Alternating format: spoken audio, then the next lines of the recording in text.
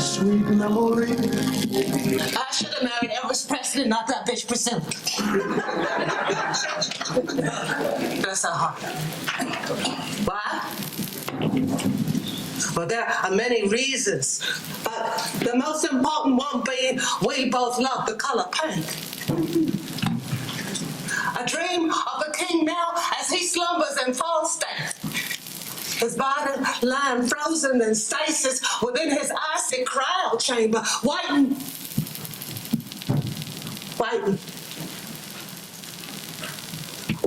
for medical science to catch up with his disease. And when it does, his cold, hard flesh will be unfolded and turned from its now ghostly gray to pink once more. It was 34 years and 6 months ago today that we first met.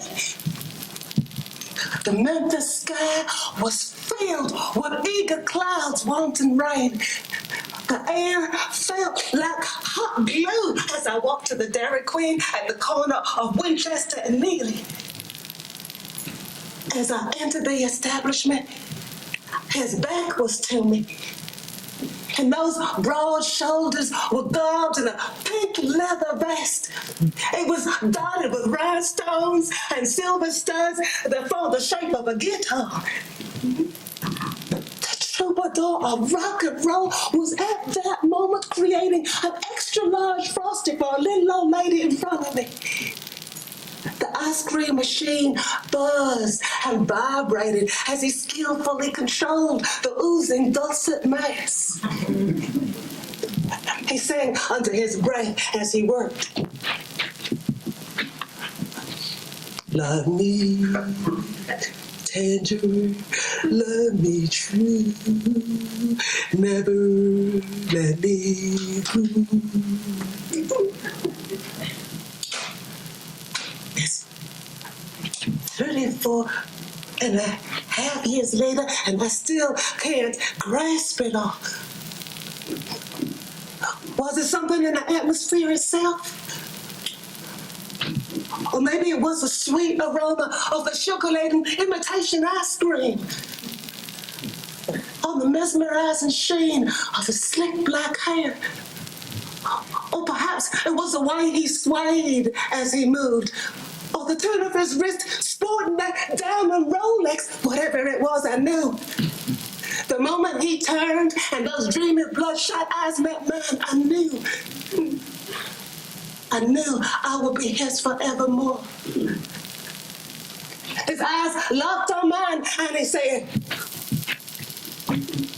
"What'll it be, little darling?" And somehow I managed to stutter. A small Frosty, please.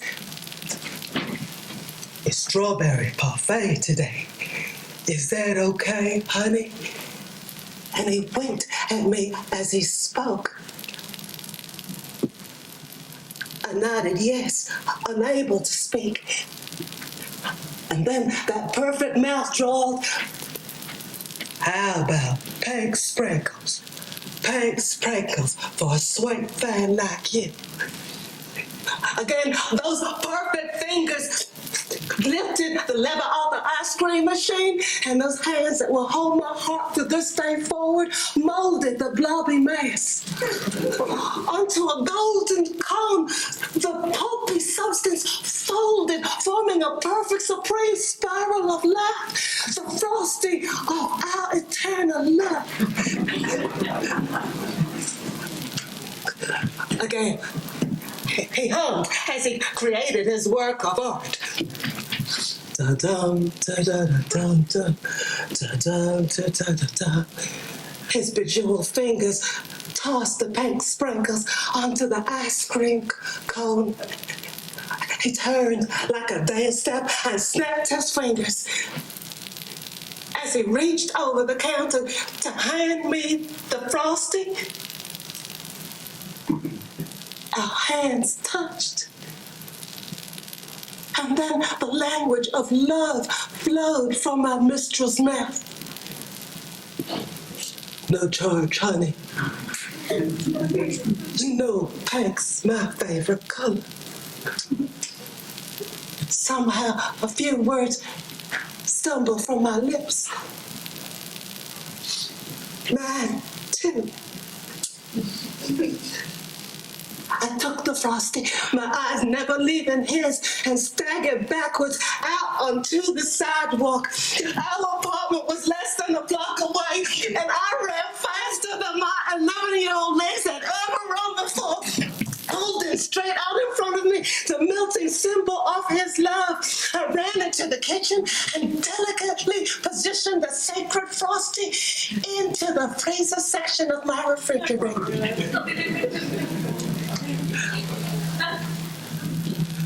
The very next day, Elvis died. My life was shattered. But then hope prevails when I overheard my Aunt Lucille tell my mother his body was flash frozen and is being kept in a time capsule at the temperature of 350 degrees below zero, which is the same temperature of Pluto, don't you know? You mark my words. One day he'll be reawakened and made healthy. The king will rise again. Hallelujah.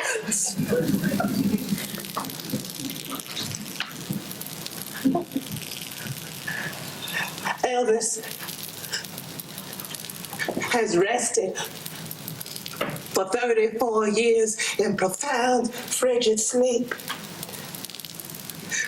And for 34 years, the sacred ice cream cone, the symbol of our eternal love, has waited in my freezer, which I painted pink. I have vowed to surround and clothe myself in only our favorite color, pink. Each day at exactly 6:43 a.m., the time of his birth, I retrieve the honored cone and place it on a pink imitation marble shrine.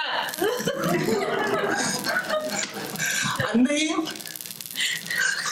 and pay tribute by listening to one of his many glorious songs. These things I do with homage, which he so much deserves.